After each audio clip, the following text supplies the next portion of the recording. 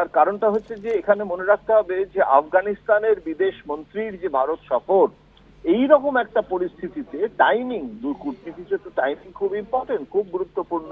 তা না হলে আফগানিস্তানের এই বিদেশ মন্ত্রীর সাথে ভারতের বিদেশ মন্ত্রী জয়শঙ্করের কিন্তু একাধিকবার বৈঠক ইতিমধ্যেই হয়েছে, বারবার হচ্ছে।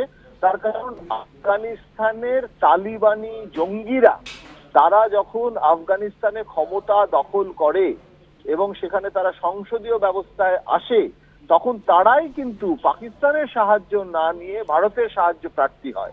তারা বলে পাকিস্তান নিজেরাই খেতে পাচ্ছে না। তারা আফগানিস্তানে তো, কাবুলে তো ভারত পার্লামেন্ট বানিয়ে দিয়েছে। আফগানিস্তানের যে নতুন আফগানিস্তান, সেটা রূপকার তো ভারত ছিল।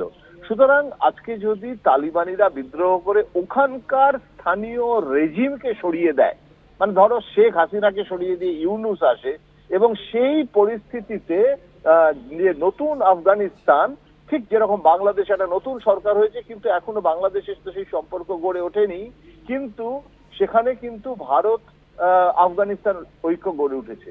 কি করে গড়ে উঠেছে? তার মূল কারণটা হচ্ছে যে আফগানিস্তানের তালিবানিরা তারা জানায় যে আমরা কিন্তু এখন আর জঙ্গি নই, আমরা এখন বিদ্রোহী নই, আমরা এখন সংসদীয় ব্যবস্থা এসে গেছি। সুতরাং এখন আমরা বিদেশ মন্ত্রী হয়ে ভারতের সঙ্গে এক পার কূটনৈতিক সম্পর্ক স্থাপন করব। পাকিস্তানের বিদেশ মন্ত্রী নয়, ভারতের বিদেশ মন্ত্রীর সাথে বৈঠক করছে।